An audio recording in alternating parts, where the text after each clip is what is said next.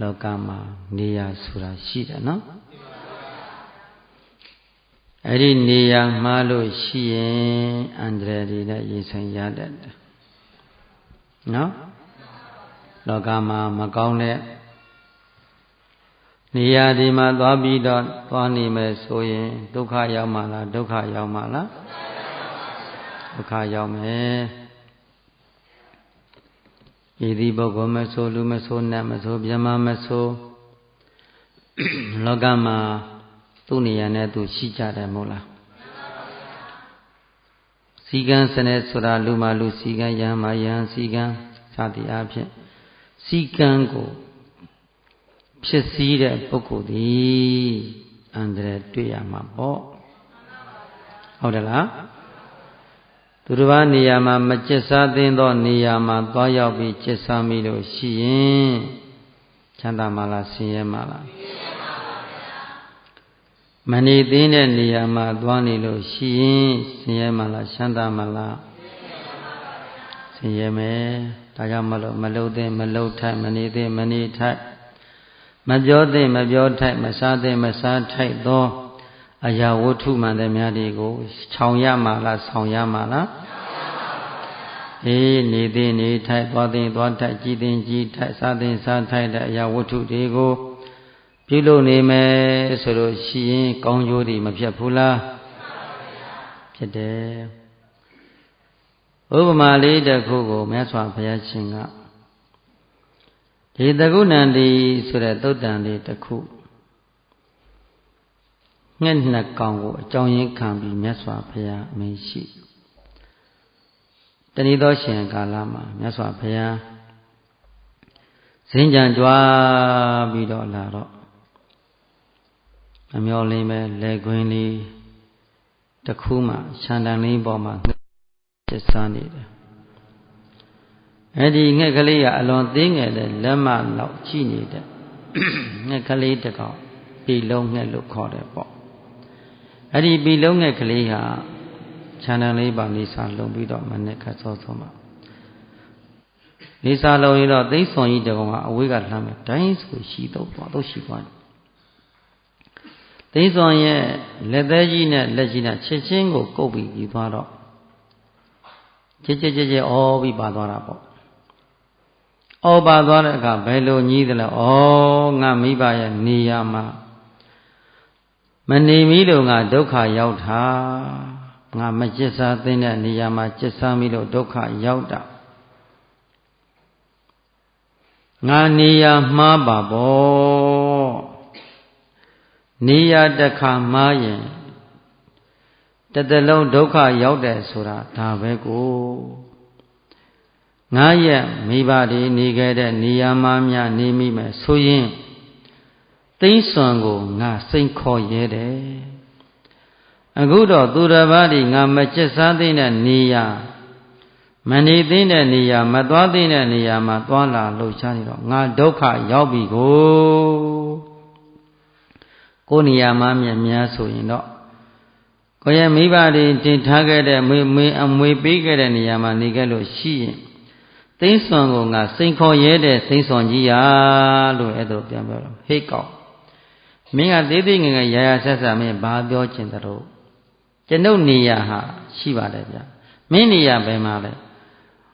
လဲထွန်ထားတဲ့နေရာလဲစွရဲ့ထွန်ရှိတုံးနေရှိတဲ့နေရာကျွန်ုပ်နေရာပေါ့အဲ့ဒီနေရာများရောက်လို့ရှိရင်သင်ကိုကျွန်ုပ်စိန်ခေါ်ရဲပါတယ်တတ္တိရှိရင်သင်လွတ်ပေးစမ်းပါဒီလိုလားကဲကွာမင်းသွားလိုက်တော့လွတ်ချလိုက်တယ်မင်းငါလက်ထက်ကတော့မလွတ်ပါဘူးကွာဒါပေမဲ့ပြီးလုံးငယ်ကလေးရရှေ့ချင်းပြန်ပြီးတော့လက်ဆွဲထက်ကြလက်ဆွဲအလယ်လေးတစ်ခုမှထွန်ချီတုံးကြီးလက်ထွန်ထားတော့ထွန်ချီတုံးကြီးတစ်ခုကလည်းပဲခပ်မြင်းမြင်းရှိနေတော့အဲ့ဒီပေါ်တဲ့ကိုတက်ခါလှမ်းပြီးစိန်ခေါ်လိုက်တဲ့ပြီးလုံးငယ်ကလေးကဘာလုပ်လိုက်လဲခေါင်းရံမှာကျက်စားလဲရှိတဲ့သိမ့်စွန်ကြီးတတ္တိရှိရင်မင်းလာခဲ့စမ်းပါကွာမင်းနဲ့ငါစက်ခင်းရသေးတာပေါ့ဘာမဟုတ်တဲ့လက်မလောက်ရှိတဲ့ငှက်ကလေးက အလွန်ကြီးမားလာစွာသောအဟုန်ကြီးမားတဲ့အစွမ်းလက်ရှိအားကောင်းပြီးတော့အတောင်ကြီးနေတဲ့သိန်းစွန်ကြီးတော့လှမ်းပြီးစိန်ခေါ်လိုက်တဲ့အခါမှာသိန်းစွန်ကခေါင်းကင်ယံမှာပြန်တန်းနေနဲ့ဩဒီလိုလားအေးပါကွာလာပြီဟိငါလက်တက်ကမလွတ်ပါဘူးအတောင်ချုပ်ပြီးတော့ခြေရှင်းမဲ့သိန်းစွန်ကြီးဆင်းလာလိုက်တာဒေါသစိတ်လွန်မှုပြီနော်တိုင်းဆိုရင်ထွန်ချီတုံးနဲ့သူ့ရင်ပတ်နဲ့ထိတယ်အဲ့ဒီရှိမှထိတော်မဲ့ဆဲတဲ့တလန်ကျော်လောက်ရောက်လာတော့ပြီလုံးငယ်ကလေးဖတ်ဆိုရင်ထွန်ချီတုံးနှစ်ခုရဲ့ကြားတဲ့ခေါင်းလေးမှာအသားလေးဝတ်နေလိုက်တယ်သူကသူ့နေရာနဲ့သူရှိတာကိုအသားလေးဝတ်ပြီးတော့ခေါင်းထဲမှာဖတ်ကနေနေလိုက်တဲ့အခါမှာသိန်းစွန်ကြီးဟာရှင်ကိုထွန်ချီတုံးကြီးနဲ့ထိတော့ဒိုင်းဆိုရင်ရင်ပွင့်မတတ်မျက်စိပြားပြီးတော့ခံစားလိုက်ရပြန်တက်တယ်ပြန်သွားတယ်တော်တော်ထိနာသွားပြီဒါပေမဲ့ပြန်ကြည့်တယ်အဲ့ဒီထွန်ချီဘုံပြန်တက်တယ်ပြီလုံးငယ်ကလေးကအေးသိန်းစွန်ကြီးမင်းမပြေးပါနဲ့ကွာတတ္တိရှိရင်ဆက်ပြီးလာစမ်းပါဦးငါရှိပါသေးတယ်ဒုတိယ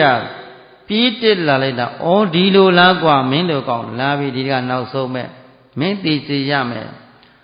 ဒီတစ်ခေါက်ဟိုထက်ပိုပြီးဒေါသကြီးပြီးဒိုင်းနေလာလိုက်တဲ့ခါမှာပထမလိုပဲ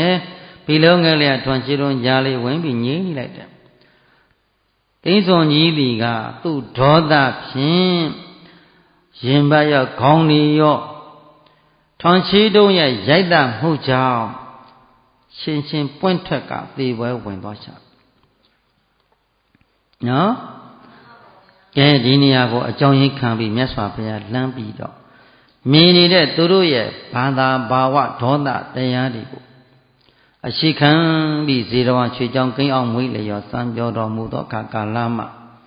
မြတ်စွာဘုရားဗာတရားဟောတယ်နေရငါကြစီနဲ့ယဟန်တို့တဲ့ဒီတကုဏန္တိကသုတ်တံမှာလောကမှာမကျက်စားသိသောနေရာမိမိနေရာမဟုတ်သောနေရာမှာသွားရောက်ပြီးတော့ကျက်စားမိသောပြီလုံးငယ်ကလေးသည်သိန်းစွန်ရဲ့အရှိခံရတယ်သို့သည်ရဲရင်စွာရင်ဆိုင်စွာဖြင့်သူအမေသူမွေးဖွားခဲ့တဲ့ထွန်ချီတုံးဘောဓမတက်ပြီးစိန်ခေါ်ပြီးတော့ရန်ထောင်လိုက်တဲ့အခါမှာသိန်းစွန်သည်ဒေါသကြီးနေတဲ့သိန်းစွန်ကြီးသည်တစ်ချက်နဲ့ရိုက်တခြင်းကြောင့်သေဝဲဝင်သွားရချတယ်မကျက်စားသိန်းသောနေရာမှာကျက်စားမိလို့သိန်းစွန်နေရာဟုတ်သလားဟုတ်ဘူးနော်သိန်းစွန်ရဲ့စိတ်ထဲမှာကပြီလုံးငယ်ကလေးရဲ့စိန်ခေါ်မှုကိုဘာလုပ်လိုက်တယ်တုံးပြန်သောအနိယပဲဒေါသဖြစ်တယ်မို့လားကြည်သံပဋိစ္စသမုပ္ပါဒ်ကိုလှမ်းကြည့်မယ်သောတင်္ဇာတတင်္ဇာပရိစ္ဆသောတဝိညာဏံဒိဏသိသိဖတ်သောဖတ်တာပစ္စယဝေဒနာပစ္စယဒေါသနော်ပဋိစ္စသမုပ္ပါဒ်ဘာဖြစ်သွားချလဲယတ္တလားလဲသလားအတန်နဲ့နာဆုံကြသောအခါကြားမှုတရားဖြစ်ပွားဆုံးလားကြားတာလေးပေါ်မှာငါကြားတယ်ထင်ပြီးငါကိုလာပြီးပြောရမလားကဲလာပြီးกว่าတော့ဒေါသဖြစ်တယ်မဟုတ်လားသူ့ဒေါသကသူ့ကိုဘယ်ကိုပို့လိုက်တယ်ငရဲကိုပို့လိုက်ပါတယ်ဒေါသနဲ့သိနဲ့သိန်းစွန်ကြီးသည်သေတော့ပဲရောက်တယ်တရိစ္ဆာန်ဘဝမှာတရမဏီပဲနဲ့ငရဲပြီတခါတည်းရောက်သွားချနော်ဘာရဲ့စွန်အားကုသိုလ်စိတ်လားအကုသိုလ်စိတ်လားဒါကြောင့်မြည်သည့်ပုဂ္ဂိုလ်မဆိုမြတ်စွာဘုရားကယဟန်တော်တို့တဲ့လောကမှာစေတจิตသမီးတို့မင်းသင်တို့သည်လည်းပဲမကျက်စားသိမ့်သောနေရာမှာကျက်စားမိညာကပြစ္စုပန်မှာလည်းကောင်းကျိုးတွေမဖြစ်တော်ဘူးတန္တရာလောကတစ်ချောင်းလုံးပူပန်ကြရလိမ့်မယ်ဒါလိုပြောတယ်နော်ယဟန်တို့သင်တို့ မျက်စိနာနာလျာကိုယ်စိတ်ဆိုတာအာယုံ6ပါးဟာမကျက်စင်မကျက်စားသင့်သောနေရာစီသို့ကျက်စားမိရင်မျက်စိကိုမီးလောင်ခံရလိမ့်မယ်နားလဲတဲ့နော်ဥပမာကသိမ့်စွန်နဲ့ပြီလုံးငှက်ကိုရှေခံပြီးတော့ဥပမာပြဥပမိယကဘုန်းကြီးတို့ကမ္မထံအားထုတ်နေကြကုန်သောတို့တရားဓမ္မတွေကိုမြတ်စွာဘုရားဥပမိယဆောင်ပြီးတော့ပြတယ်မိမိတို့ကုသိုလ်စိတ်တို့ဖြင့်စံကျင်မြင်ဖြစ်တဲ့စိတ်ကအကုသိုလ်မဉ္ဇဉ်ဖုန်ညာနဲ့စံကျင်ပဲဖြစ်တဲ့အကုသရရတိအကုသိုလ်စိတ်နော်အပယ်လေးပုံရောက်စီတဲ့အကုသိုလ်စိတ်ဒီမဲ့ဖို့နိဗ္ဗာန်နဲ့ဖီလာကံလနော်ဖီလာကံလဖြစ်တဲ့အကုသိုလ်စိတ်ကိုထပ်ဆင့်မွေးမြူထားသောပုဂ္ဂိုလ်တို့သည်စိတ်ဤသက်သာရပါမလားမရဘူးမျက်စိအာယုံသည်မိမိနဲ့မတည့်တော့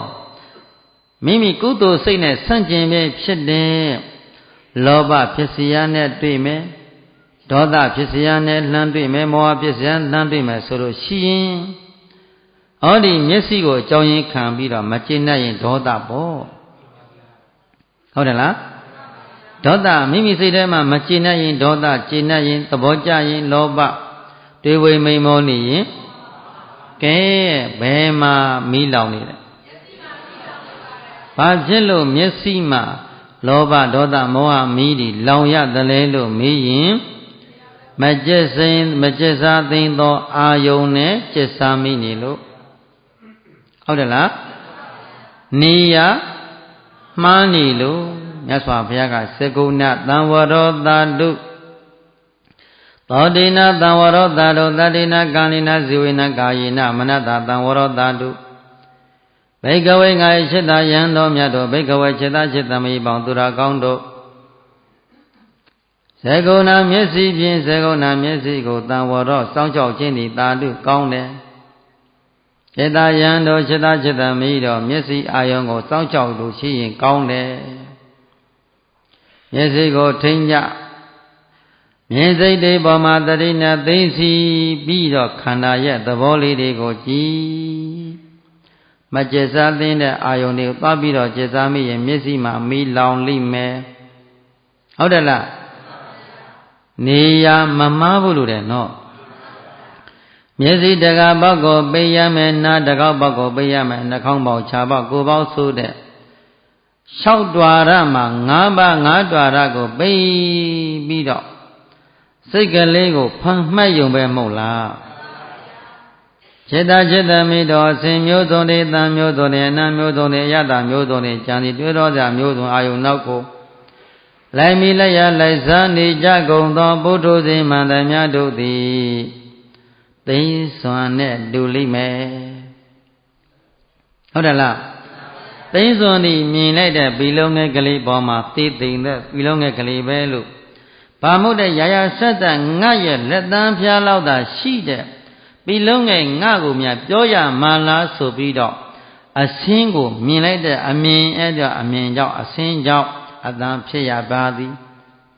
ဘီလုံးငယ်ပေါ်မှာသိသိနေဆိုတဲ့အလွန်အောက်ကျနောက်ကျရှိတဲ့ကောင်းလေးပဲဆိုပြီးတော့မျက်စိမှထင်သေးလိုက်တယ်နားမှလည်းအထင်သေးလိုက်တယ်အထင်သေးလိုက်တဲ့မျက်စိအမြင်နားအကြားကြောင့်သူ့တဏ္ဍာမှာဒေါသတွေတပွားပွားပေါ်ပေါက်ပြီးချက်ချင်းထိုးတက်လိုက်တဲ့အခါမှာကိုမသိရဘူးလားငါဒေါသရဲ့ငါကိုပြန်ပြီးနှိမ့်ဆက်တယ်ဟုတ်တယ်လားသောတဏ္ဍာမှာဖြစ်တဲ့ငါလောဘငါဒေါသငါမောဟကိုကိုပြန်နှိမ့်ဆက်တယ်မဟုတ်လားသူတစ်ပါးကိုမနှိမ့်ဆက်ဘူးနော်ယောဂီများလဲအရှင်ချင်းသော၎င်းတူနဲ့တူသော၎င်းတကယ်လို့များမကျေနပ်စေရသည်များတွေ့လာလို့ရှိရင်မျက်စိမှာပဲပေါ်နားမှာပဲကြားကဲဒီစိတ်ကိုပွားစည်းအောင်ကြိုးစားမယ်ဆိုရင်ချမ်းသာမှာလားဆင်းရဲမှာလား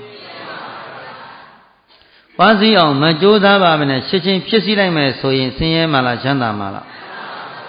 မြင်စိတ်ကလည်းမြင်သည်ကြားစိတ်ကလည်းကြားသည်အေး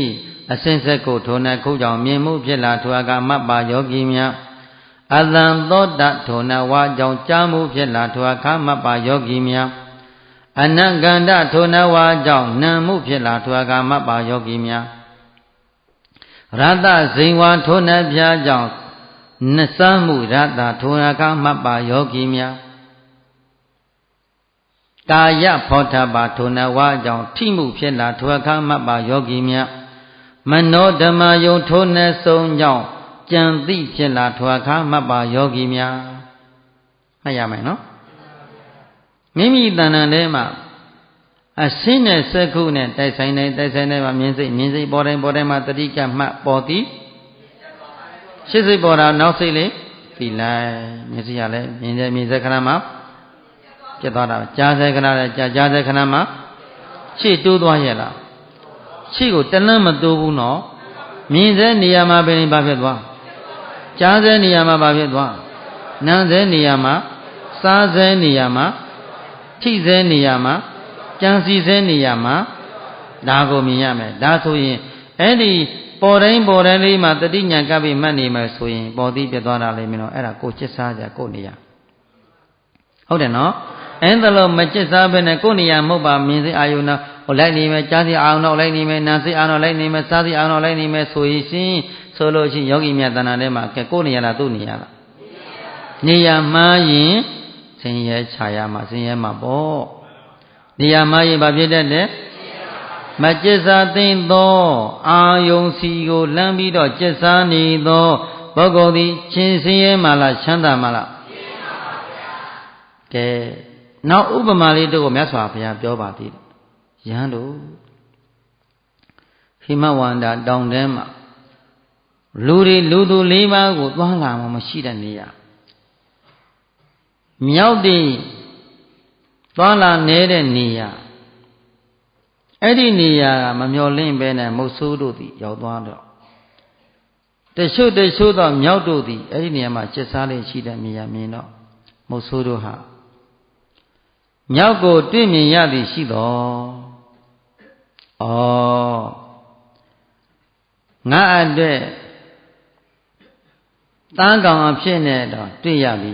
ဒီကောင်းလေးငါလည်းထက်ကမလွတ်အောင်ငါကြိုးစားမယ်ဆိုပြီးတော့မြောက်တွေသွားလာမှုများသောအပင်အကိုင်းတို့ကိုသွားပြီးတော့မြောင်နေစီတို့ဖြင့်ထောင်ထားလိုက်တယ်နော်မုတ်ဆိုးတို့သည်မြောင်နေစီတို့ဖြင့်လှမ်းပြီးတော့ထောင်ထားလိုက်တဲ့ခါမှာလိမ္မာပါနဲ့ကြကုန်သောမြောက်အပေါင်းတို့သည်မြောင်နေစေကိုအကြောင်းလက်နဲ့မြင်နေတာကိုတွေ့နေရတာတွေ့နေချင်းကြောင့်အဝေးကရှောင်လွဲသွားချတယ်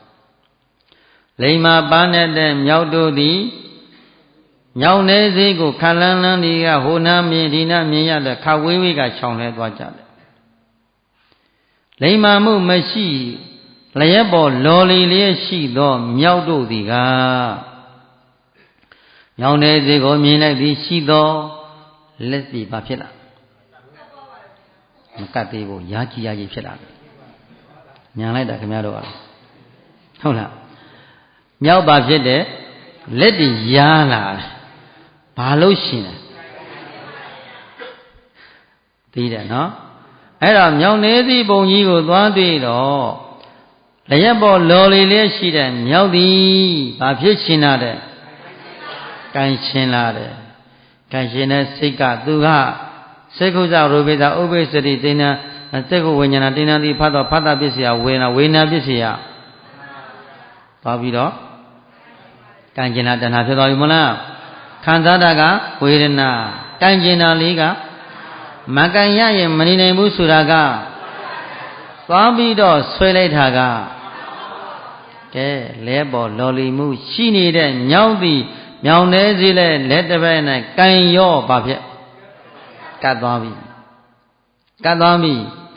ဒီလက်တစ်ဖက်နဲ့ကန်လို့ကတ်ပြီလို့ဆိုတော့ဟာ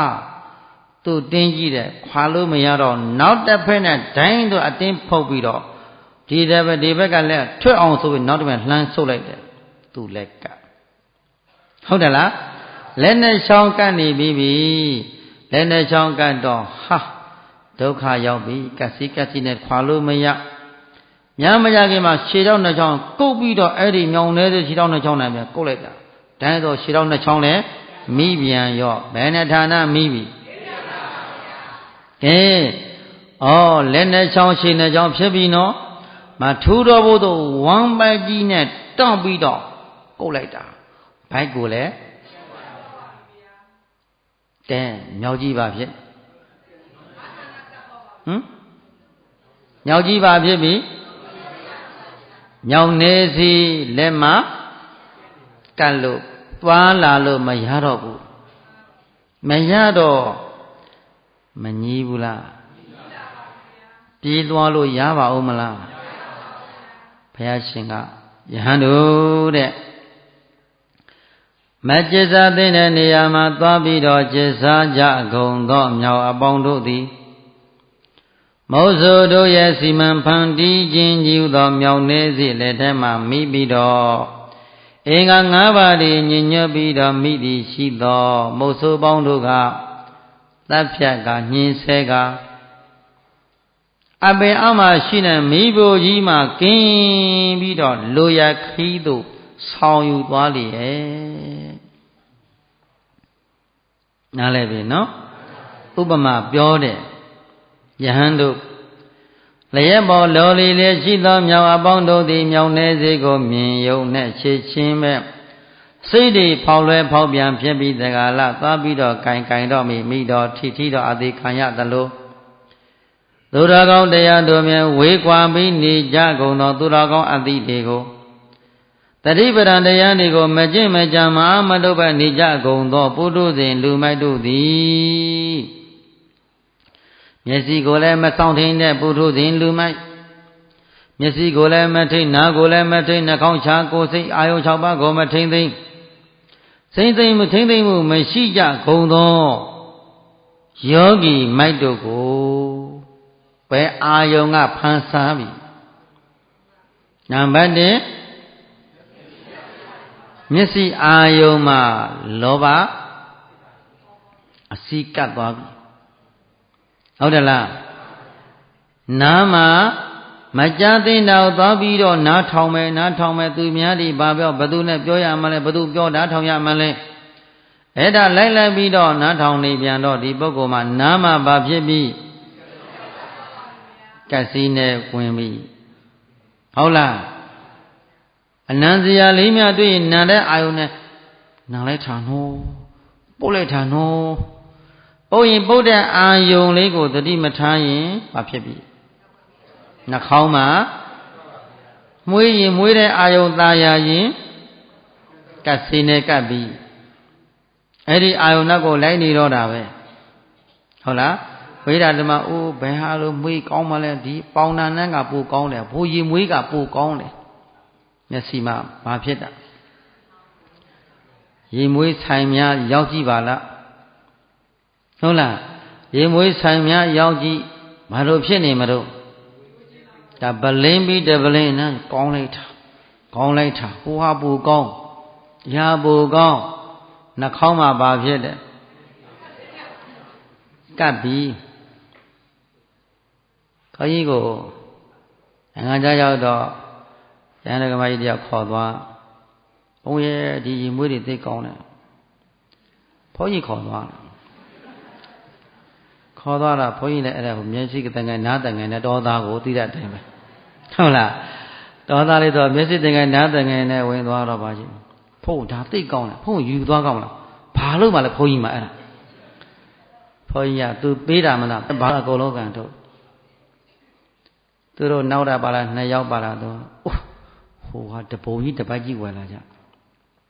ဘုန်းကြီးကပြောတယ်လမ်းရောက်တော့ကဲ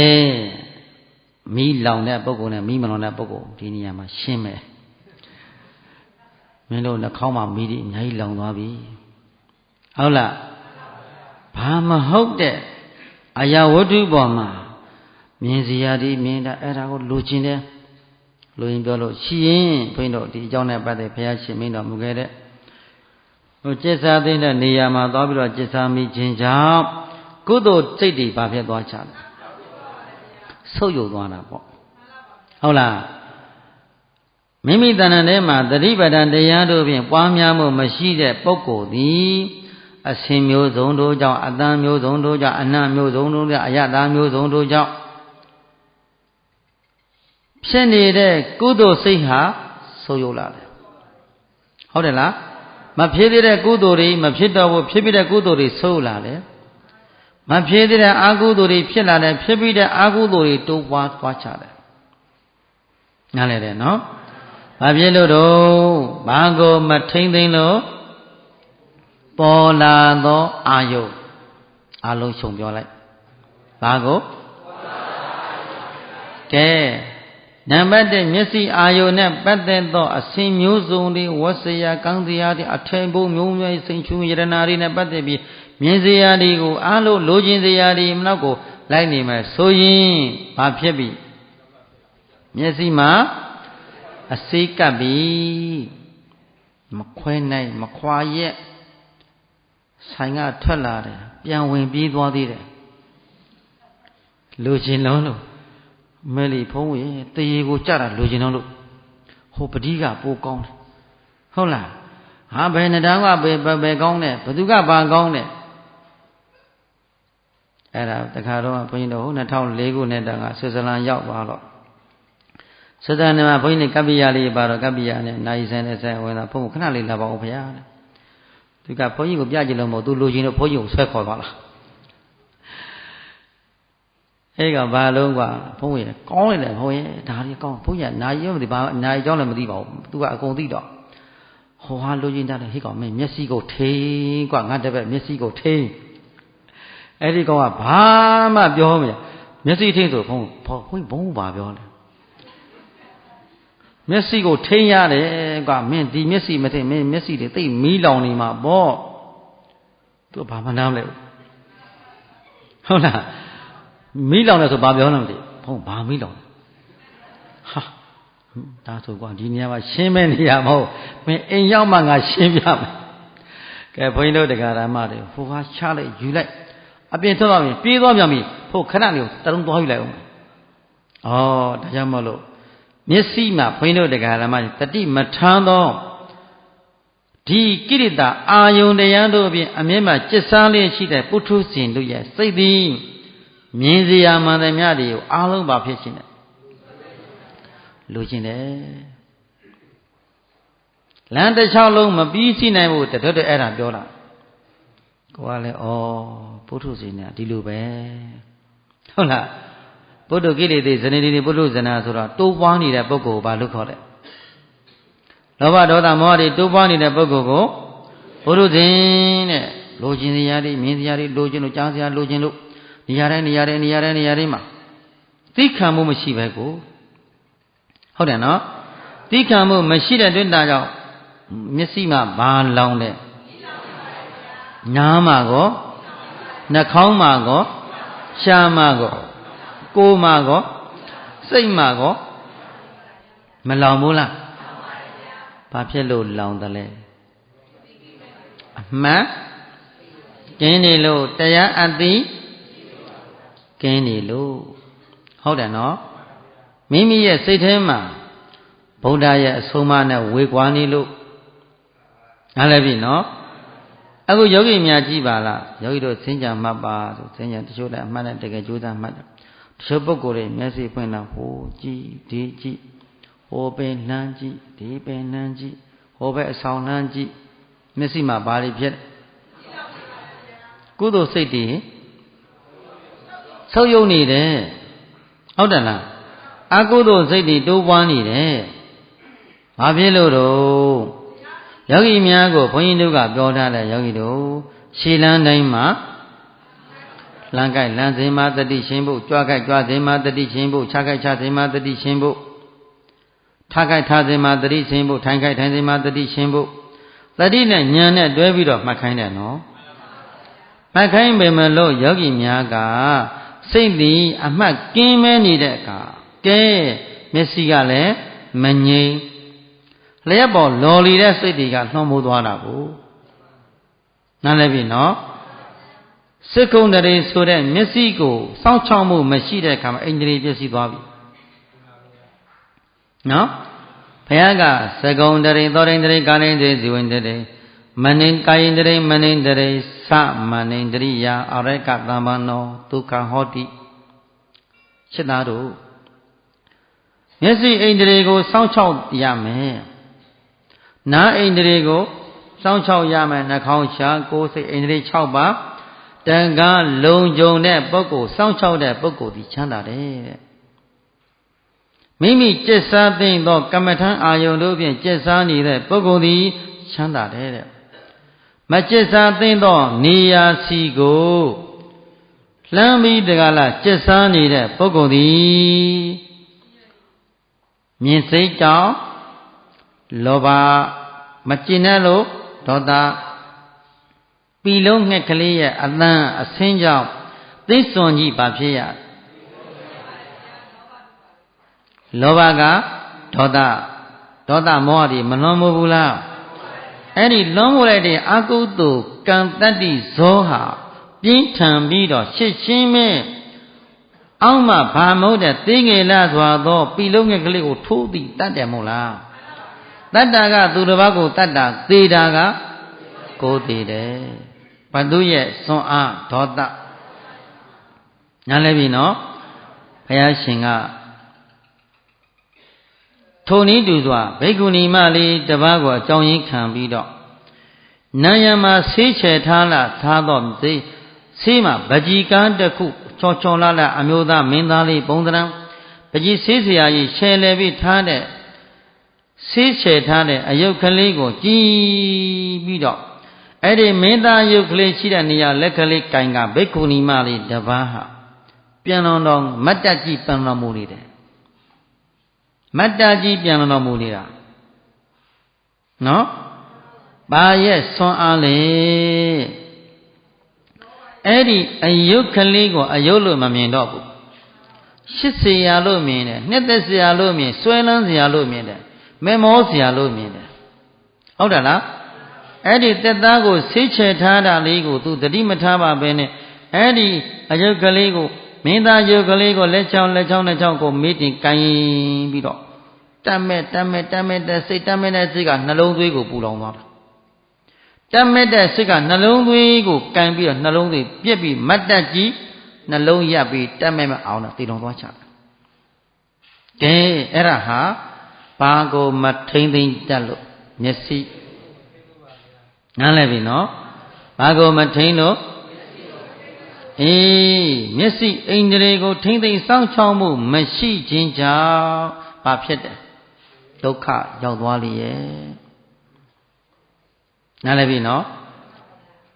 နောက်တစ်ခုအတန်ကိုထိမ့်သိမ့်မှုစောင့်ချောက်မရှိခြင်းကြောင့်တိုက်ပေါ်တက်ကပြုတ်ကျသေးသောတထေသမီးတစ်ယောက်တထေသားလေးတစ်ယောက်ကလှမ်းပြီးတော့တထေသမီးတစ်ယောက်ပေါ်မှာတတ်မဲ့နှစ်သက်လို့လှမ်းပြီးတော့အကြောင်းဆက်တယ်လုံးဝလက်မခံဘူးအမျိုးသမီးလေးကလုံးဝလက်မခံတော့ဒီတထေသားကလည်းစောင်းအလွန်ကျွမ်းကျင်စောင်းတီကျွမ်းကျင်တယ်ဩငါ့ကိုပက်ပက်ရက်ပြောလိုက်တယ်နင်ငါအကြောင်းသိရစေမယ်ဆိုပြီးတော့သူ့ရဲ့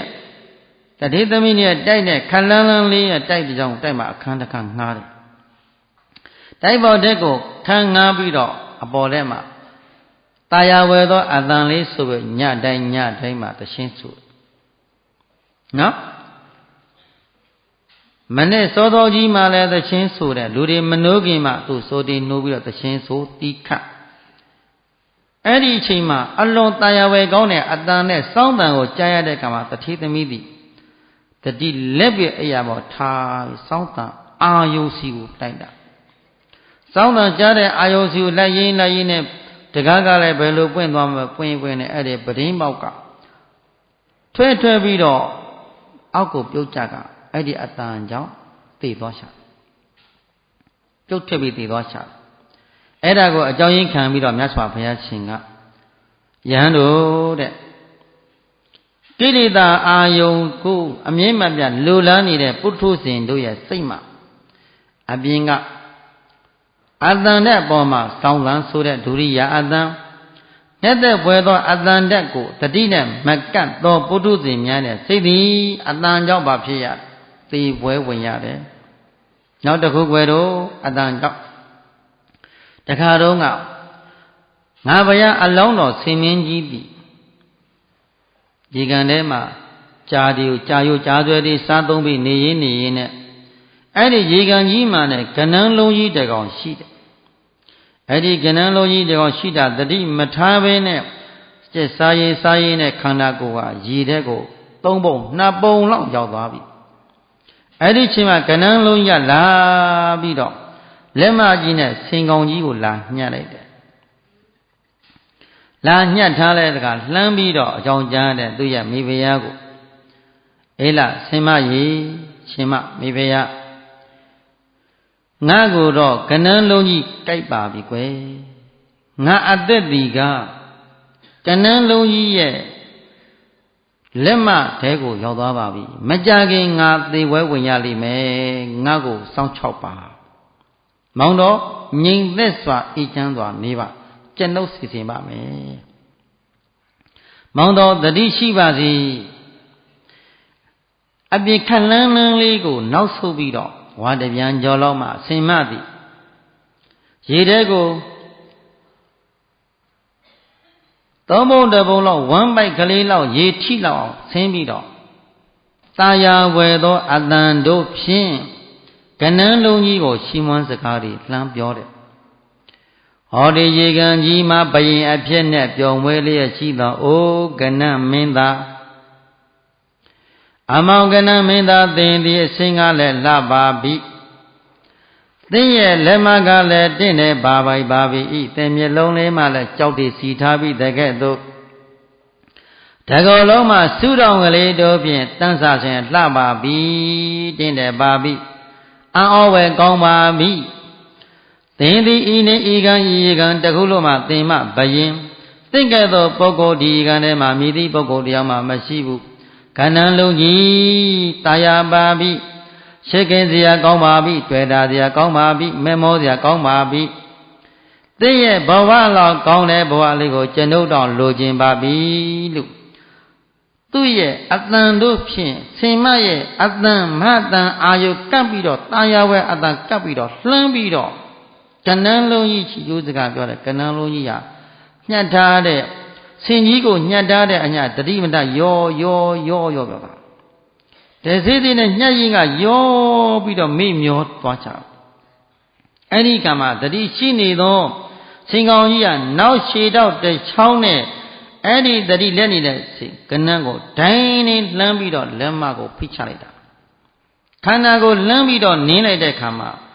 တတိလက်နေရှိတဲ့ကနန်းလုံးကြီးချစ်ရှင်းမဲ့ဆင်ရှည်တော့ရထင်ပြီးတော့ထွက်ပြေးပြေဝဲဝင်သွားချတယ်မာကြောင့်တို့အတန်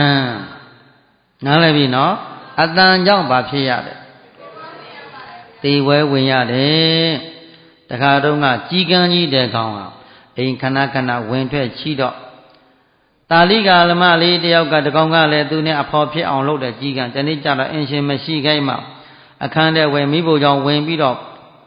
ချစ်ထားတဲ့အစာတွေကိုအာရပါရစားနေတဲ့ကအင်ရှင်နဲ့ရောက်တော့ဒိုင်းတို့တကားပိတ်ဖမ်းကြီးကန်းကိုတွေ့ဒီလောက်ထိကြီးစံတို့စားမဲ့အစားသားတွေအကုန်စားတဲ့အကောင်ဆိုပြီးအမွှေးတွေအကုန်နှုတ်ပြီးတော့လွှတ်လိုက်တာတဲသွားပြီရောအဲ့ဒီတော့လက်စွာပဲအဲ့ဒါလန်သိတော်မူလို့ရန်တို့တဲ့ရသတဏတတ်မဲ့ပြီးရှိနေတဲ့ကြီးကန်းသည်ရသတဏကိုမပယ်တတ်နိုင်ခြင်းကြောင့်ဘာနှုတ်ခံရအမွေးနှုတ်ပြီးတော့သူသည်အမွေးမပေါက်နိုင်ဘဲနဲ့ချမ်းချမ်းတုံးလုံးဒုက္ခရောက်ပြီးတော့နောက်ဆုံးမှယောဂရသေဝဲဝင်သွားရချလိရဲ့မာကိုမထိန်သိမ်းလို့ယတာယုံလေးဟုတ်တယ်လားယတာယုံမထိန်သိမ်းဘူးအနတ်ကိုမထိန်သိမ်းနိုင်ဘူးဖောထပဓာတ်ကိုခဏပြောခဲ့ပြီးဖောထပဓာတ်ဆိုတဲ့အဲ့ဒီအယုတ်ကလေးကိုကိုင်းပြီးတော့တွေးထိနေတဲ့ဘေကုဏီမလေးဟာအမျိုးသားပုံသဏ္ဍာန်လက်ကလေးနဲ့ကြောင်းကိုင်းတွေးထိရင်တင်အတွေ့ဖောထပဓာတ်ကြောင့်ဖြစ်ရှင်းပါဖြစ်နှလုံးရပြီးသေဝဲဝင်သွားချတယ်ကဲဒီတော့ဘုန်းကြီးတို့တရားဓမ္မပေါင်းတော်ကောင်းများကမ္မထံဘာဝနာတို့ဖြင့်အမြဲမပြတ်မွေ့ပျော်လျက်ရှိသောယောဂီတို့သည် မိမိမကျက်စားသိသောအာယုံကိုလှမ်းပြီးတော့ကျက်စားမိခဲ့သည်ရှိတော်ကဲကုသိုလ်စိတ်ဖြစ်မှာလားအကုသိုလ်စိတ်ဖြစ်မှာလားဘုရားရှင်ကယံတို့တဲ့စေတစေတမိတို့ကမ္မတံကွယ်လုပ်ငန်းဝင်ကြကုန်သောသင်စေတစေတမိပေါင်းသူတော်ကောင်းတို့သည်ခန္ဓာကိုယ်ထဲမှမျက်စိအာယုန်နဲ့ပတ်သက်လာလို့ချင်းရူပံဘိက္ခဝေခမတ္တတတ္တံဇီဝံကာယံဝိညာဏံဘိက္ခွေခမတ္တယုတ်ဝေဒနာတညာသင်္ကာရဝိညာဉ်ခန္ဓာ၅ပါးနဲ့ပတ်သက်ပြီးတော့သီခံပြီးတရားမှတ်ကြရူပံဘိက္ခဝေခမတ္တတတ္တံကာဇီဝံကာယမနခမထာစေတစေတမိတို့မျက်စိနာနာလျာကိုယ်ရဲ့အာယုံ6ပါးနဲ့ပတ်သက်ပြီးတော့သီခံပြီးမှတ်ကြဘာမှတ်ရမယ်နားလဲတယ်နော်ဒီအစင်းမျိုးစုံနဲ့ပတ်သက်ပြီးတော့အစင်းအာယုံလေးပေါ်တိုင်းမှာတတိထဝရိယစိုက်ပညာနဲ့မှတ်တော့အစင်းမြင်သိကလေးရမြင်သိပြတ်သွားတာမြင်ရမယ်အတန်လေးရလဲကြားသိကြားတယ်ကြားတာလေးသိပြီးလိုက်ချက်ချင်းသိတဲ့နေရာမှာပဲဘာဖြစ်သွားတယ်ဉာဏ်သိပြတ်သွားတာလေးမြင်ရမယ်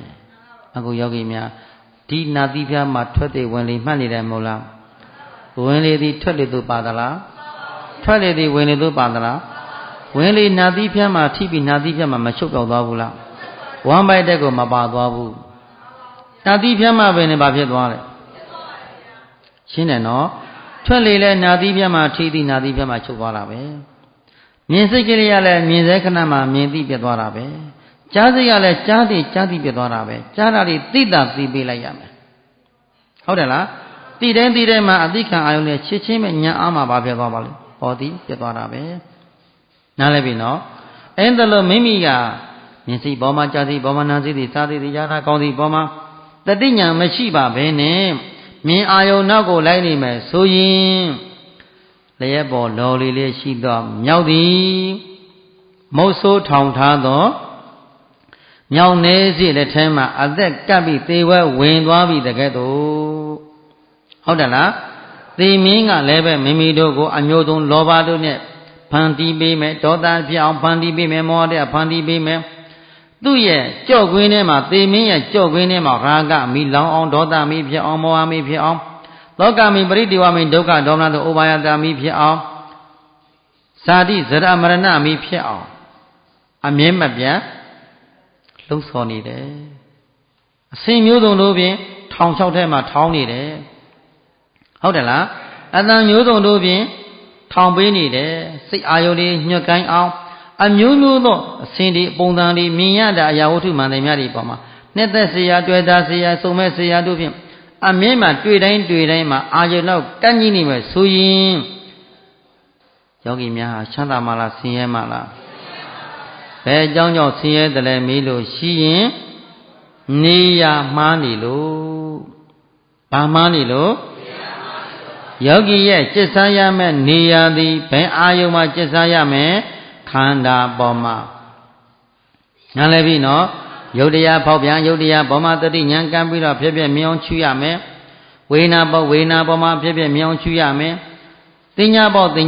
ဖြစ်မြင်အောင်ချူရမယ်သင်္ခါရပေါ်ဖြစ်ဖြစ်မြင်အောင်ချူရမယ်ဝိညာဉ်ပေါ်မှာဖြစ်ဖြစ်မြင်အောင်ချူရမယ်ခန္ဓာ၅ပါးလုံးကိုဖြစ်ဖြစ်ယုံနာနှစ်ပါးကိုဖြစ်ဖြစ်ဘာလေးပေါ်ခန္ဓာကပေါ်လာတဲ့အာယုန်တဲ့ပေါ်မှာတတိနဲ့ဉာဏ်နဲ့ကပ်ပြီးအကဲခတ်ပြီးတော့ဖြစ်ချင်းဖြစ်ချက်တွေ့မယ်ဆိုရင်ဒါကိုယ်ပိုင်ပါဖြစ်တဲ့နေရာจิตစားစရာနေရာဟုတ်တယ်လားအဲ့ဒါလို့ခန္ဓာကိုယ်ထဲမှာထင်ရှားနေတဲ့ယုံနာဓမ္မသင်္ခါရပေါ်မှာဉာဏ်တို့ဖြင့်အာယုံညှက်ကိုင်းပြီးတော့ဓမ္မနဲ့မจิตစားပါဘဲနဲ့အတ္တမအာယုံတို့ဖြင့်จิตစားနေတဲ့ပုဂ္ဂိုလ်သည်ဘာမှားနေတဲ့ဒါကြောင့်ယောဂီများပြောပါတယ်ဘာမမှားပါစေနဲ့မျက်စိမှလည်းနေရာမမှားပါစေနဲ့မြင်စရာတွေနောက်ကိုနေရာမမှားပါနဲ့ကြားစရာကြောင့်မမှားပါနဲ့နားစရာကြောင့်စားစရာကြောင့်ယန္နာကောင်းစိတ်ကြောင့်ကြံစီစိတ်ကူးကြောင့်ကိုจิตစားရမယ့်အာယုံကအရှိနဲ့အတိဟုတ်တယ်နော်ခန္ဓာကိုယ်ထဲမှာယုတ်ကပေါ်နံပဲပေါ်ဘယ်အာယုံလေးပဲပေါ်လာတဲ့အာယုန်တဲ့ဘာမှတတိကပ်ပြီးတော့စောင့်ကြည့်မယ်ဆိုရင်အရှုခန္ဓာမှန်တယ်များတွေဖြစ်ပြီးပြည့်စည်တဲ့ဗာသစ္စာလမ်းပြီးတော့မြင်တာလေးက သေမာကငြိမ်းမာကသစ္စာလေးပါးပေါ်တယ်မဟုတ်လားဘာဖြစ်လို့သစ္စာလေးပါးပေါ်တယ်လဲလို့မေးရင်ကျက်စာမှန်လို့နေရာမှန်လူမှန်လို့ဘာမှန်လို့တဲ့နေရာမှန်လူမှန်ရင်ကုသိုလ်တန်ထွက်တယ်နော်နေရာမှန်လူမှန်ရင်ဘာတန်ထွက်တယ်နေရာမှန်လူမှန်ရင်အကုသိုလ်တန်ထွက်မယ်ဟုတ်တယ်လားမြင်စိတ်မှာအကုသိုလ်တန်ထွက်မယ်ကြားစိတ်မှာအကုသိုလ်တန်ထွက်မယ်နာစိတ်တွေစားစိတ်တွေယာနာကောင်းစိတ်ကြားစိတ်စိတ်ကိုယ်တွေပါအကုသိုလ်အလောင်းနေထွက်မယ်ချင်းပြီနော်ဒါကြောင့်မလို့မြတ်စွာဘုရားရှင်ကသကုဏန္တိဇတ်မှာအဲဒီဇတ်တော်ကိုအကြောင်းရင်းခံပြီးတော့ရန်တို့တဲ့ပြီလုံးငှက်ကလေးသည်သူ့ရဲ့တတ္တိကိုအတန်ဖြင့်အစင်းဖြင့်လှမ်းပြသည်ရှိသောဒေါသအာဃာတတရားကြီးမားလာသောသိမ်းစွန်သည်ရင်ပွင့်ပြီးရင်ခွဲနာကြကသေဝဲဝင်ရတယ်လို့ပဲတဲ့မိမိရဲ့မကျစ်စားသိသောနေရာလေးပါကျစ်စားပြီးနေတဲ့ယောဂီတန်တန်မှာယောဂီပေါင်းတို့သည်ကျိန်ပံများစွာသေမင်းအစာခံရလိမ့်မယ်သေမင်းအစာဘု து စာဖြစ်မယ်သေမင်းအစာဖြစ်ရမယ်ဆိုလိုက်ကြတဲ့ကူကဘာမှလို့ရှင်ဟောရှင်းရဲ့လားထိုင်နေတဲ့အချိန်မှာမစိတ်အာယုကိုက်အောင်ကြိုးစားကြည့်နေရမှန်းတဲ့မစိတ်နဲ့အာယုမကိုက်ဘူးဆိုရင်ဘာမှန်းနေတဲ့ထိုင်တော့ထိုင်ပါရဲ့စိတ်ကတောင်းတွေးမြောက်တွေးတောင်းရောက်မြောက်ရောက်ဟိုကြံဒီကြံအဲ့ဒါဆိုရင်ဒီပုဂ္ဂိုလ်ဘာမှန်းနေပြီ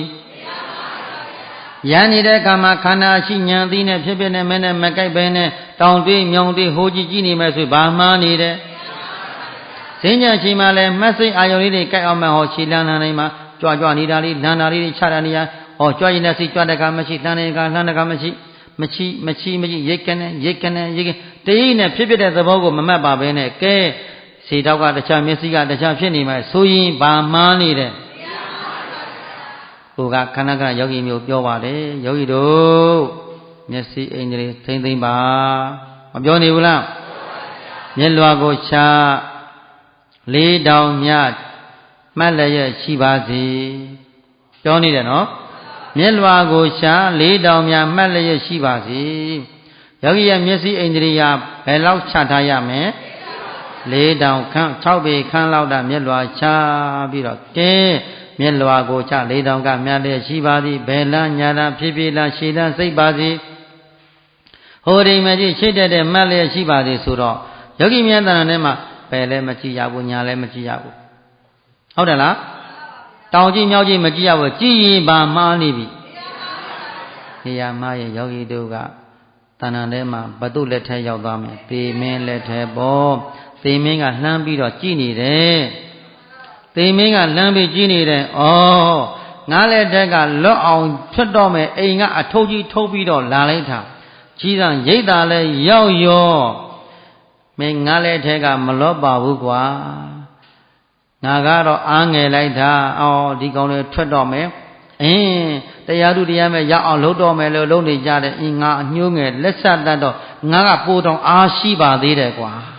ငါလက်ထက်ကမလွတ်ပါဘူးမင်းဘာဖြစ်နေလို့ထိုင်ရင်လည်းမှတ်စိတ်အာယုံလွဲပြီးနေရာမှားနေလို့ရန်နေရင်လည်းမှတ်စိတ်အာယုံလွဲနေလို့ဘု து စာဖြစ်နေတယ်လောဘနဲ့နေလို့ဒေါသနဲ့နေလို့မောဟနဲ့ဒီမာမနာအိတ်သာမိတ်ဆွေနေလို့ပြင်းတဲ့စိတ်နဲ့နေလို့ဟုတ်တယ်လားတရားမရင်မဲ့နဲ့ပြင်းတဲ့စိတ်ရောက်နေကြရောတခါပြင်းတော့မှစိတ်တက်တွေကြာပြီးတရားကမှတ်လို့ကငါတရားမှတ်လို့မရဘူးငါလာတာအလကားဖြစ်ပြီတစ်ခေါက်လာရကြမနဲ့တော့ဘူးစိတ်တက်တွေကြာမှတ်လို့လည်းမရတရားကလည်းကြာသွားပြီငါဟောဆရာတော်ဟောတာပဲဟောတဲ့အတိုင်းငါဘာမှမတွေ့ဘူးပြောတဲ့အတိုင်းဘာမှမတွေ့ဖြစ်လည်းမမြင်ဘူးငါနာတာပဲသိတယ်ဖြစ်ကိုမတွေ့ဘူးကျင်တာဖြစ်လည်းမတွေ့ဘူးအိတ်ရှင်တာပဲဖြစ်တယ်ဖြစ်ကိုလည်းမတွေ့ဘူးဟုတ်တယ်လားအိတ်ပဲအိမ်ငါရှင်တာဖြစ်ကိုလည်းမတွေ့ဘူးဆိုရင်အဲ့ဒါဟာဘာမှားနေတယ်ဘယ်သူကလှမ်းမြင်နေတဲ့သေမင်းကလက်ဖြောက်တီးနေတယ်ကောင်းတယ်ဆက်လို့ကောင်းတယ်မင်းငါအစာမင်းဒီတကအဝီစီတွေမဲ့ကဟိုကြောက်တဲ့သိုးစားအောင်မှာဟိုကရန်ညို့ဖွဲ့ရလှမ်းပြီးတော့ခင်ဗျားတို့မကြားဘူးကျုပ်ကကြားနေတာသေမင်းကညိုးနေတာဟုတ်တယ်လားသေမင်းယမမင်းကညိုးနေတယ်ကျုံဝါနေတယ် မင်းငါလက်ခမလွတ်ပါဘူးကွာဟောမှန်ကတော့မင်းဟုတ်ပြီဆိုပြီးထွက်ပြေးလာတာလက်ဆက်တာမင်းထွက်ပြေးတာပြန်လာမှဒီတိုင်းပဲဖြစ်ဒုံရင်ပါပဲဟုတ်တယ်လားဒုံရင်ကိုဒုံရင်ပဲပြန်ရောက်မယ်ဆိုရင်ကောင်းပါဦးမလားဘာမှားနေလို့ရောက်တော့ရှင်းတယ်နော်ရည်စရာပြောတာမဟုတ်ဘူးနော်အမှန်ပြောနေတဲ့ယောဂီတို့တဏ္ဍာမှာအမြဲတမ်းကြည်နေတဲ့ဒီနေရာမှာနတ်ကောင်းနတ်မြတ်တွေအများကြီးရောက်နေတဲ့တမ္မာတို့ကနတ်တကနတ်တွေအများကြီးရောက်နေသူတို့တရားနာတရားအားထုတ်တရားနှလုံးသွင်းနေကြတယ်ယောဂီတို့တဏ္ဍာမှာအမှတ်တဲ့စိတ်ကတောင်တွေးမြောက်တွေးပြင်းကြီးပြီးနေလို့ရှိရင်နတ်တွေကစာရေးဘယ်ယောဂီနာမည်ကဘသူအမိနေရလိစ္ဆာအိမ်နံပါတ်နဲ့တကွဟုတ်လားဒီယောဂီတော့ကြည်စံတရားအမှမရှိတဲ့ယောဂီတနာပါတယ်ကွာတို့စီရောက်မလို့မှတ်တာပြန်သွားရအောင်မှာပါလားကိုလာတဲ့နေရာပြန်သွားရမှာပါလားလာတဲ့နေရာဘယ်ကလာလဲပမတ္တတစတ္တရောအပါယတကကိယသတိတာဆိုတာတို့ကုသိုလ်ကောင်းမှုတွေမေးလျော့နေတဲ့ပုဂ္ဂိုလ်များရဲ့အမြဲတမ်းနေမဲ့နေရအိမ်ဒီအပယ်လေးပေါ့ဒါကုသိုလ်တွေမေးလျော့နေတဲ့ပုဂ္ဂိုလ်ဟုတ်တယ်နော်ကုသိုလ်ကောင်းမှုတို့တက်တက်ကြွကြွကြိုးစားအားထုတ်မှုမရှိတဲ့ပုဂ္ဂိုလ်များအမြဲတမ်းနေရမယ်နေရင်ဒီအပယ်လေးပုံပဲရှင်းပြီနော်ဒါဆိုရင်ယောဂီများကဒီတိုင်မျောလိုက်မှလားကြိုးစားရမှလားဘာမမားပါစေနဲ့ထားရင်လည်းမမားပါစေနဲ့သွားနေရင်လည်းမျက်စိကိုမီးမလောင်စေနဲ့ဘာရှိပါစေတတိနဲ့ဉာဏ်အမှတ်တတိအမြဲတမ်းရှိပါစေလုံလဝရိယအမြဲတမ်းရှိပါစေရှင်းရောရဲ့လားဘာကြောင့်လဲတော့ထန်ကြည့်တဲ့ခန္ဓာ၅ပါးနာယုနှစ်ပါးတို့ဟာဖြစ်ပြီးပြည့်စည်တဲ့ဘာသစ္စာပြခန္ဓာကပြတာကိုဉာဏ်နဲ့ကြည့်ရမှာပေါ့ဘသူကပြနေတယ်ဘာနဲ့မြင်ရမယ်ခန္ဓာကကောင်းတာလည်းပြမယ်မကောင်းတာလည်းပြမယ်မှတ်လို့ကောင်းအောင်လည်းပြမယ်မကောင်းအောင်လည်းပြမယ်ကောင်းတာမကောင်းတာကိုယ့်လိုဟုတ်ရဲ့လားမှတ်လို့အစဉ်ပြေတာမပြေတာကိုယ့်လိုဟုတ်ရဲ့လားမှတ်လို့အစဉ်ပြေတဲ့ခါလည်းပြီးသွားမယ်မြင်လို့မှတ်လို့မရတဲ့ခါလည်းရှိတယ်ဘာကြောင့်လဲဆိုခန္ဓာကိုယ်ကအနိစ္စလေခန္ဓာကဒုက္ခလေခန္ဓာကအနတ္တလေဟုတ်တယ်လားကိုယ်ကအရှင်နဲ့အကုန်လုံးမှတ်လို့ကောင်းဖြစ်နေမယ်ဆိုရင်ပြန်လာဖြစ်တာကြားလှပြီဟုတ်တယ်လားအခုကတော့ယောဂီများကိုထားသလိုနေသလားမနေတဲ့ကိုဖြစ်ချင်တဲ့မဖြစ်ဘူးမဖြစ်လို့စိတ်တက်ကြနေမယ်ဆိုရင်စိတ်တက်ကြတဲ့အချိန်ဒီကုသိုလ်လားအကုသိုလ်လားငါစိတ်တက်ကြမယ်အချိန်မို့ငါကြိုးစားအားထုတ်ရမယ်အချိန်ငါမှတ်မယ်ဟဲ့လို့လုံလဝရိယတင်မမှတ်ရဘူးလားလုံလဝရိယတင်မှတ်မယ်ဆိုရင်ကဲယုံနာဓမ္မခန္ဓာကိုဖောက်ပြန်မယ်ဘာလေးပေါ်တဲ့နေရာလေးမှာသတိထောက်ပဲညာနဲ့ကြည့်စိုက်ကြည့်သိခံမကြည့်ဇွဲတင်ကြည့်သိခံမကြည့်ဇွဲတင်ကြည့်လုံလဝရိယတင်ကြည့်ကိုယ်နဲ့အသက်မငဲ့ကွက်ပဲကြိုးစားမှတ်ကြည့်အကြည့်ကအာယုန်တို့သည်ဖြည့်ပြီးပစ္စည်းတဲ့မြဲတဲ့ခန္ဓာလားမမြဲတဲ့ခန္ဓာလားအဲ့ဒီမမြဲတဲ့ခန္ဓာသည်ချမ်းသာနေတာဆင်းရဲနေသလားမမြဲဆင်းရဲတဲ့သဘောသည်ကိုယ်သဘောလားသူ့သဘောလားဒါတို့မမြဲဆင်းရဲမပိုင်တဲ့အနတ္တတရားတို့သည်ဖြည့်ပြီးပစ္စည်းနေလို့ဘာသစ္စာပိုင်ခြားသိတာလေးကသေသွားတာကအိုခြင်းနာခြင်းသေခြင်းနေကင်းခြင်းသွားတာကသစ္စာလေးပါစိုက်ဖို့မလိုဘူးလားဒါသစ္စာလေးပါတပြိုင်နဲ့စိုက်အောင်ကြိုးစားပွားများအားထုတ်နိုင်ကြပါစေလို့မေတ္တာပို့ရင်းနဲ့ကဲအရှင်စိတ်ပြီးတော်ကြအောင်စို့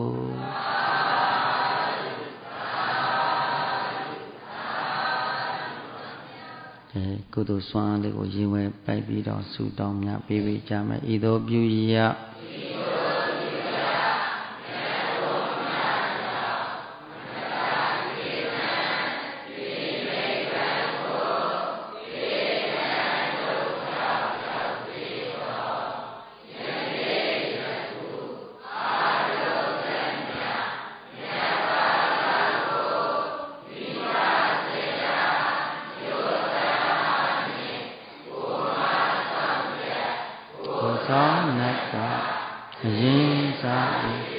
ရှိသမျှလုံးစုံဘုံ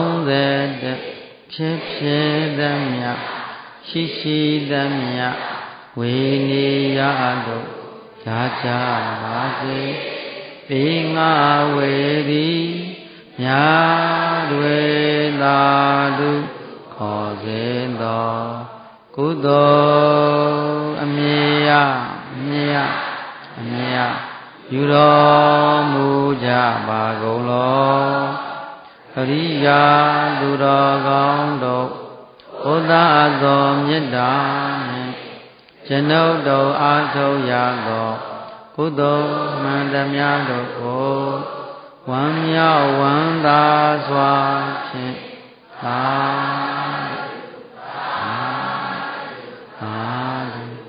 ကုသိုလ်အမြတ်ယူတော်မူကြပါကုန်လောအရိယာသူတော်ကောင်းတို့ဘုရားသောမေတ္တာနှင့်ကျွန်ုပ်တို့အားထုတ်ရသောကုသိုလ်မှန်သမျှတို့ကိုဝမ်းမြောက်ဝမ်းသာစွာဖြင့်သာဓုကုသိုလ်ယူတော်မူကြပါကုန်လောအရိယာသူတော်ကောင်းတို့ဘုရားသောမေတ္တာကျွန်ုပ်တို့အားထုတ်ရသောကုသိုလ်မှန်သမျှတို့ကိုဝမ်းမြောက်ဝမ်းသာစွာဖြင့်သာဓုအာလောယတနာစံတမြတ်ကဲ့သို့အေးချမ်းသာယာချီကြ၍ပြစ္စုပန်တကွေကိုစီကိုငါတရားထူတွေ့ကြပါစေ။